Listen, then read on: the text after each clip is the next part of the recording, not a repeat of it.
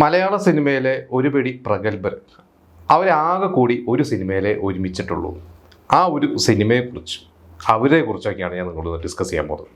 ഒരുപാട് മികച്ച സിനിമകൾ നമുക്ക് സമ്മാനിച്ച ഒരു എഴുത്തുകാരനാണ് MT വാസുദേവൻ നായർ. എഴുത്തുകാരൻ മാത്രമല്ല, അദ്ദേഹം സംവിധായകൻ കൂടിയാണ്. അപ്പോൾ MT ഒരുപാട് പേർക്ക് സ്ക്രിപ്റ്റ് കൊടുത്തിട്ടുണ്ട്. ഇപ്പം നമുക്കറിയാം, ഒരു കാലത്തൊക്കെ പറയും MTയുടെ സ്ക്രിപ്റ്റ് ഉണ്ടെങ്കിൽ ഒരു സിനിമ ചെയ്യുക, അതൊരു ധൈര്യമാണ്. അത് MTക്ക് ശേഷം പിന്നീട് ശ്രീനിവാസൻ, ലോഹിതാസ്, അങ്ങനെ ഒരുപാട് പേരുടെ പേരുകൾ പറഞ്ഞു കേട്ടിട്ടുണ്ട്. പക്ഷേ MT എന്ന് പറഞ്ഞു കഴിഞ്ഞാൽ നമുക്കറിയാം, MTയുടെ സ്ക്രിപ്റ്റ് സംവിധാനം ചെയ്യാനും അതിനൊരു എന്താ പറയുക, MT അങ്ങനെ എല്ലാവർക്കും ഒന്നും കൊടുക്കില്ല. അതുകൊണ്ട് MT ഒരു തൻ്റെ സ്ക്രിപ്റ്റ് കൊടുക്കുന്ന അല്ലെങ്കിൽ അത് ചെയ്യാൻ ഉദ്ദേശിക്കുന്ന സംവിധായകൻ ആരാണെന്ന് നോക്കും, അദ്ദേഹത്തിൻ്റെ ക്വാളിറ്റി നോക്കും, അതിൽ അഭിനയിക്കുന്ന അതിൽ ഒരു കാസ്റ്റ് ആൻഡ് ക്രൂ വരെ നോക്കിയിട്ട് MTക്ക് അതിൽ ഓരോന്നിനും ഒരു എന്താ പറയുക, MTക്ക് ഒരു തീരുമാനങ്ങളുണ്ട്. ഇപ്പം നമ്മുടെ ഏറ്റവും ജൂനിയർ ആയിട്ടുള്ള ഒരു സംവിധായകൻ MT സ്ക്രിപ്റ്റ് കൊടുത്തത് നീലത്താമരയ്ക്ക് ലാൽ ജോസാണ്. അപ്പോൾ ലാൽ ജോസ് വരെ പറഞ്ഞിട്ടുണ്ട്, അന്ന് MT നീലത്താമര റീമേക്ക് ചെയ്യാൻ പോവുകയാണ് എന്ന് പറഞ്ഞ് നമ്മുടെ സുരേഷ് കുമാർ പറഞ്ഞു കഴിഞ്ഞപ്പോൾ അത് ലാൽ ജോസിനെ തിരഞ്ഞെടുത്തതും MT തന്നെയാണ്. എന്നിട്ട് അതിൽ ഓരോ കാസ്റ്റിങ്ങിനെ കുറിച്ചും MT തന്നെ അതിൽ ഇടപെട്ടിട്ടുണ്ട്. അതിൽ ഓരോരുത്തരെയും ആരൊക്കെ അഭിനയിപ്പിക്കണം എന്നുള്ളതിനെ കുറിച്ചൊക്കെ MT പറഞ്ഞിട്ടുണ്ട്. അപ്പോൾ ഇതേപോലെ തന്നെ MTയുടെ ഒരു സ്ക്രിപ്റ്റ് ഒരേ ഒരു തവണ മാത്രമേ MTയുടെ ആ ഒരു സ്ക്രിപ്റ്റ് ഒരു സംവിധായകന് കിട്ടിയിട്ടുള്ളൂ. അത് പ്രതാപോത്തനാണ്. പ്രതാപോത്തൻ നമുക്കറിയാം, മികച്ച നടനാണ്. അദ്ദേഹം ഒരുപാട് സിനിമകളിൽ പല ഭാഷകൾ അഭിനയിച്ചിട്ടുണ്ട്. അദ്ദേഹം വളരെ ചുരുക്കം സിനിമകളെ സംവിധാനം ചെയ്തിട്ടുള്ളൂ. അത് തന്നെ തമിഴിലും മലയാളത്തിലൊക്കെ ആയിട്ട് ചെയ്തിട്ടുണ്ട്. അതിൽ വളരെ പ്രധാനപ്പെട്ട ഒരു സിനിമയാണ് ഋതുഭേദം. അപ്പോൾ ഈ ഒരു സിനിമ ഞാൻ ഈ അടുത്താണ് കണ്ടത്. പണ്ടെപ്പോഴോ കണ്ട ഒരു ഓർമ്മയുണ്ട്, അതിലെ കുറച്ച് സീൻസും അതിലെ ചില പാട്ടുകളൊക്കെ. പക്ഷേ എനിക്ക് തോന്നുന്നു അധികം ചർച്ച ചെയ്യാത്ത ഒരു സിനിമയാണ്. നമ്മൾ MTയുടെ സിനിമകളെ കുറിച്ച് പറയുമ്പോഴും അല്ലെങ്കിൽ പ്രതാപോത്തൻ സംവിധാനം ചെയ്ത സിനിമകളെ കുറിച്ച് പറയുമ്പോൾ അധികം ചർച്ചകൾ ഇന്ന് ഞാൻ കാണാറില്ല. ഇത് ശരിക്ക് എൻ്റെ ഒരു കഥ എന്നൊക്കെ പറഞ്ഞു കഴിഞ്ഞാൽ ഞാൻ അതിൻ്റെ ഫുൾ ഡീറ്റെയിൽ കഥയിലേക്ക് പോകുന്നില്ല. അതൊരു പഴയൊരു തറവാട്, ആ തറവാട്ടിലെ സ്വത്ത് തർക്കവുമായി ബന്ധപ്പെട്ടിട്ടുണ്ട്. അതായത് അതിൻ്റെ ഒരു കാരണവർ, അവരുടെ മക്കളുണ്ട്. അതിലൊരു വലിയൊരു സ്റ്റാർ കാസ്റ്റാണ്. അപ്പോൾ സ്വത്തിന് വേണ്ടിയിട്ട് ഇവരെല്ലാവരും ഒരു പിണക്കത്തിലാണ്, ഒരു കേസ് നടക്കുകയാണ്. അപ്പോൾ നമുക്കറിയാം, പണ്ടത്തെ തറവാടുകളൊക്കെ ഇതുപോലെ ഒരുപാട് ക്ഷയിച്ചു പോയിട്ടുണ്ട്, ഇതുപോലെ അവർ തമ്മിലുള്ള കുറേ തർക്കങ്ങളും പ്രശ്നങ്ങളൊക്കെ കാരണം. അപ്പോൾ അത്തരത്തിലുള്ള ഒരു തറവാടിൻ്റെ കഥയാണ്. അപ്പോൾ MTയുടെ ഒരു സ്ക്രീൻ പ്ലേ ആയാലും ഡയലോഗ്സ് ആയാലും ഒക്കെ നമുക്കറിയാം, അതൊക്കെ ഒരു കുറുക്കിക്കൊള്ളുന്ന, ആവശ്യത്തിന് മാത്രം പറയുന്ന ഒരു കഥാപാത്രം വാരി വലിച്ച് പറയാതെ ആവശ്യത്തിന് മാത്രമേ ചിലപ്പോൾ ഡയലോഗ് പറയൂ, ചിലപ്പോൾ കുറച്ച് വാക്കുകൾ ഉണ്ടാവുള്ളൂ, ചിലപ്പോൾ ഒരൊറ്റ വാക്ക് നോട്ടം ഉണ്ടാവുള്ളൂ.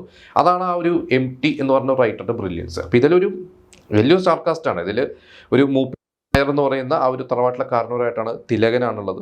തിലകൻ്റെ മക്കളായിട്ട് ഗീതയും മോണീഷയും ഉണ്ട്. പിന്നെ ഇവരുടെ തന്നെ തിലകൻ്റെ തന്നെ ഒരു അനന്തരവനായിട്ട് കുറച്ച് ബുദ്ധിക്കൊരു ഇതുള്ള ഒരു കഥാപാത്രമായിട്ട് മുരളിയുണ്ട്. പിന്നെ ഗീതയുടെ ഭർത്താവായിട്ട് നെടുമുടി വേണുണ്ട്.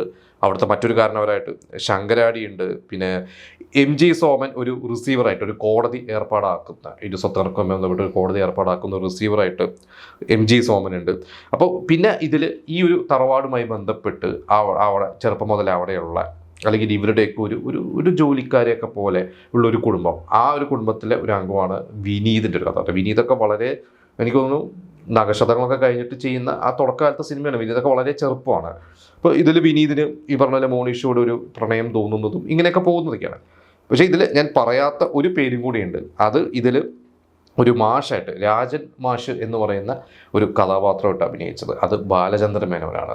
കാരണം എനിക്കത് വളരെ സർപ്രൈസിങ് ആയിട്ടുള്ള ഒരു റോളായിരുന്നു. ഇപ്പോൾ ബാലചന്ദ്ര മേനോൻ എന്ന് പറയുമ്പോൾ നമ്മുടെ മനസ്സിലേക്ക് വരുന്ന ഒരുപാട് സിനിമകളുണ്ട്. അദ്ദേഹം അഭിനയിച്ച സിനിമകളിൽ എനിക്ക് തോന്നുന്നു ഭൂരിഭാഗവും അദ്ദേഹം സംവിധാനം ചെയ്ത സിനിമകൾ തന്നെയാണ്. അത് ബാലചന്ദ്ര മേനോൻ എന്ന് പറയുമ്പോൾ അദ്ദേഹത്തിന് എന്നും ഒരു സ്പേസ് ഉണ്ടാവും. അദ്ദേഹത്തിൻ്റെ സിനിമകൾ എന്നും അദ്ദേഹം ഒരു കൊച്ചു സിനിമകൾ ചെയ്യും, ഒരു ഫാമിലി ഓഡിയൻസ് അതിന് കയറും, അത് ഹിറ്റാവും, അങ്ങനെ പോകുന്നതായിരുന്നു.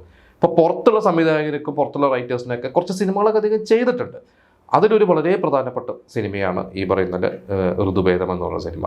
അപ്പോൾ എനിക്ക് തോന്നുന്നു ഒരു പക്ഷേ അന്ന് MTയുടെ ഒരു ഫേവറേറ്റ് നടൻ എന്ന് പറയുന്നത് മമ്മൂട്ടി തന്നെയായിരുന്നു. അതിനു മുമ്പ് പഞ്ചാഗ്നി എന്ന് പറയുന്ന ഒരു സിനിമ, അതും ഇതുപോലെ തന്നെ അന്ന് മമ്മൂട്ടിനെ വെച്ചിട്ടാണ് ആ ഒരു ക്യാരക്ടർ ആലോചിച്ചത്. അതായത് അതൊരു നക്സലൈറ്റിൻ്റെ കഥാപാത്രമായിരുന്നു. പിന്നീട് മമ്മൂട്ടിയുടെ ഡേറ്റും കാര്യങ്ങളൊക്കെ കുറച്ച് നീണ്ടുപോയി കഴിഞ്ഞപ്പോഴാണ് അതൊരു ഫീമെയിൽ ഓറിയൻറ്റഡ് സിനിമയാക്കിയിട്ട് MT മാറ്റിയത്. അതിലേക്ക് ഗീത വന്നു. പിന്നെ അതിൽ വേറൊരു റോളിലേക്ക് റഷീദ് എന്ന് പറഞ്ഞ ഒരു പത്രപ്രവർത്തകൻ്റെ ക്യാരക്ടറിലേക്ക് മോഹൻലാലൊക്കെ വന്നത്. അപ്പോൾ അന്ന് മോഹൻലാലും മമ്മൂട്ടിയൊക്കെ തന്നെയാണ്. അപ്പോൾ അവരൊക്കെ തന്നെ ഫസ്റ്റ് സെലക്ഷൻ. പിന്നീട് ഇവരുടെയൊക്കെ ഡേറ്റും കാര്യങ്ങളൊക്കെ വരുമ്പോഴാണ് മറ്റ് ഓപ്ഷൻസിലേക്ക് പോകുന്നത്. അങ്ങനെ പോയൊരു ഓപ്ഷനായിരുന്നു ദേവനൊക്കെ, ആരണ്യകത്തിലൊക്കെ. അങ്ങനെയാണ് പിന്നീട് ഇപ്പോൾ ഈ ഒരു സിനിമ എത്തിയപ്പോൾ എനിക്ക് തോന്നുന്നു ചിലപ്പോൾ ബാലേന്ദ്ര മേനോൻ അന്ന് കാസ്റ്റിംഗ് കാരണം ചിലപ്പോൾ മറ്റ് നടന്മാരെ ഒന്നും കിട്ടാതെ ആയിരിക്കാം. പക്ഷേ ബാലേന്ദ്ര മേനോൻ നല്ലൊരു ഫ്രഷ് കാസ്റ്റ് ആയിരുന്നു. കാരണം പിന്നെ ഇതിൽ പറയണമെങ്കിൽ അങ്ങനെ ഒരു ബാലേന്ദ്രൻ നായകനൊന്നും നമുക്ക് പറയാൻ പറ്റില്ല. നായകൻ ശരിക്കും വിനീതാണ്. പിന്നെ ഇതൊരു ഗീതയുടെയൊക്കെ വളരെ ശക്തമായിട്ടുള്ള ഒരു ക്യാരക്ടറാണ്. ഇപ്പോൾ പഞ്ചാഗ്നി എന്ന് പറയുന്ന ഒരു സിനിമയും ഈ ഒരു സിനിമയൊക്കെ എടുത്തു കഴിഞ്ഞാൽ ഇതിലൊരു 2 ഗീതയുടെ ക്യാരക്ടേഴ്സൊക്കെ എനിക്ക് തോന്നുന്നു അതൊക്കെയാണ് ശരിക്കും ഒരു ഫീമെയിൽ ഓറിയൻറ്റഡ് സിനിമകൾ എന്ന് പറയുന്നത്. അപ്പോൾ അതിനെക്കുറിച്ചൊക്കെയാണ് ശരിക്കും ചർച്ചകൾ വരേണ്ടത്. കാരണം ഇന്ന് നമ്മൾ ഫീമെയിൽ ഓറിയൻറ്റഡ് സിനിമകൾ അല്ലെങ്കിൽ ഫീമെയിൽ ഭയങ്കര ശക്തമായിട്ടുള്ള സ്ത്രീ കഥാപാത്രങ്ങൾ, ബോൾഡ് കഥാപാത്രങ്ങൾ എന്നൊക്കെ പറഞ്ഞിട്ട് സ്ത്രീകളെ കാണിക്കുന്നതും അത് വേറൊരു എന്താ പറയുക സ്ത്രീകളുടെ കുറേ ആക്ടിവിറ്റീസൊക്കെ കാണിച്ച് കഴിഞ്ഞാൽ ഇതാണ് ബോൾഡ്നെസ് എന്ന് പറഞ്ഞാൽ അതൊന്നും അല്ല ബോൾഡ്നെസ് എന്നുള്ളതൊക്കെയാണ് എനിക്ക് വ്യക്തിപരമായിട്ട് തോന്നിയിട്ടുള്ളത്. ഈ ഒരു സിനിമകളൊക്കെ എടുക്കണം. ഇതിലെ ഗീതയുടെ ഒരു കഥാപാത്രമുണ്ട്, അതിൽ ഗീതയ്ക്കൊരു ഹസ്ബൻഡ് ഉണ്ട്, ഈ പറഞ്ഞ നെടുമുടി വേണുവാണ്. അതിൽ നെടുമുടി വേണു കുറച്ചൊരു കള്ള കുടിച്ച് നടക്കുന്ന ഒരു ക്യാരക്ടറാണ്. ഇവരല്ലാത്ത രസത്തിലല്ല. ഇപ്പുറത്ത് ഈ പറഞ്ഞ പോലെ മാഷായിട്ട് വരുന്ന ഒരു കഥാപാത്രമാണ് ബാലചന്ദ്രൻ. ബാലചന്ദ്രൻ മേനോനുമായിട്ട് ഒരു സൗഹൃദം ഉണ്ടാവുന്നത് പിന്നീട് ഒരു കഥ മുന്നോട്ട് പോകുമ്പോൾ ഇപ്പുറത്ത് ഭർത്താവുണ്ട്, ഇപ്പുറത്ത് ഈ ഒരു സുഹൃത്തുണ്ട്. ഏത് രീതിയിൽ കഥ മുന്നോട്ട് പോകും, ഗീതയുടെ ഒരു ക്യാരക്ടറിൻ്റെ പോക്ക് എങ്ങോട്ടാണെന്നൊക്കെ നമുക്ക് തോന്നും. പക്ഷെ അതൊക്കെ വളരെ എന്താ പറയുക വളരെ ഒരു ബോൾഡായിട്ട് അല്ലെങ്കിൽ വേറൊരു തരത്തിലൊക്കെയാണ് MT എഴുതി അത് കൊണ്ട് എത്തിച്ചിരിക്കുന്നത്. അതൊക്കെ നമ്മൾ എന്താ പറയുക എനിക്കൊക്കെ അത് വളരെയധികം ഇഷ്ടപ്പെട്ട ഒരു ക്യാരക്ടേഴ്സാണ്. അതൊക്കെ MTയുടെ റൈറ്റിംഗ് തന്നെയാണ്. അപ്പോൾ നമ്മൾ പറഞ്ഞു വന്നത് ഈ പറഞ്ഞ പോലെ MT, പ്രതാപോത്തൻ, ബാലചന്ദ്രൻ ഇവർ 3 പേരും ഒന്നിച്ച ഒരേ ഒരു സിനിമ തന്നെയാണ്. കാരണം MT ആകെ കൂടി ഒരു തവണയെ പ്രതാപോത്തൻ്റെ സ്ക്രിപ്റ്റ് കൊടുത്തുള്ളൂ. അത് ശരിക്കും പ്രതാപോത്തൻ്റെ ആദ്യത്തെ മലയാള സിനിമയാണ്. ഇതിനു മുമ്പ് തമിഴാണ് ചെയ്തത്. അപ്പോൾ ആദ്യം അദ്ദേഹം ഒരു തമിഴ് സിനിമ ചെയ്തിട്ടുണ്ടായിരുന്നു. അതിന് ദേശീയ അവാർഡൊക്കെ കിട്ടിയിട്ടുണ്ട്. എനിക്കൊരു ബെസ്റ്റ് ഡെബ്യൂട്ട് ഡയറക്ടർ അവാർഡൊക്കെ കിട്ടി. അപ്പോൾ MTക്ക് ആ ഒരു ഇഷ്ടപ്പെട്ടു, അതായത് ഇങ്ങനെ അവാർഡ് കിട്ടി. ആ ഒരു സിനിമയും MTക്ക് ഇഷ്ടപ്പെട്ടിട്ടാണ് പ്രതാപോത്തിന് പോകുന്നത്. അതിനുശേഷം പ്രതാപോട്ടൻ നമുക്കറിയാം മലയാളത്തിലെ 1-2 സിനിമകളൊക്കെ, യാത്രാമൊഴി വരെയൊക്കെ വളരെ കുറച്ച് സിനിമകളൊക്കെ അദ്ദേഹം പിന്നെ ചെയ്തിട്ടുള്ളൂ. പിന്നെ അദ്ദേഹം അഭിനയത്തിന് പിന്നീട് ഭയങ്കര ഒരു ബ്രേക്ക് എടുത്തു. 87 ശേഷം പിന്നെ 2005 ആണ് ഒരു തന്മാത്ര എന്ന സിനിമയിലൂടെ മലയാളത്തിൽ വരുന്നത്. അതിനുശേഷം തമിഴിലും തെലുങ്കിലൊക്കെ ഇടയ്ക്ക് അഭിനയിച്ചിട്ടുണ്ട്. 90s കുറച്ച് സിനിമകളൊക്കെ അഭിനയിച്ചിട്ടൊക്കെ ഉണ്ട്. പക്ഷേ മലയാളത്തിൽ വരുന്നത് തന്മാത്രയിലൂടെയാണ്.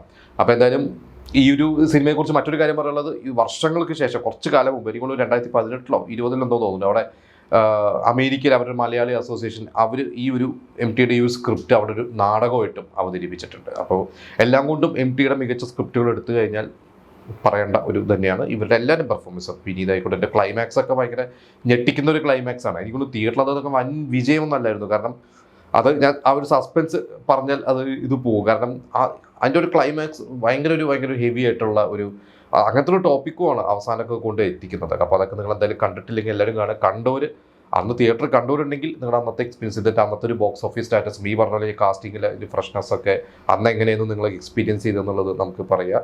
ഇനി അതല്ലാതെ കണ്ടവർ യൂട്യൂബിലൊക്കെ കണ്ടവർ നിങ്ങളുടെ കമൻറ്റുകൾ എന്താ, നിങ്ങളുടെ ഒരു ഒപ്പീനിയൻ നമുക്ക് കമൻറ്റ് ചെയ്യാം.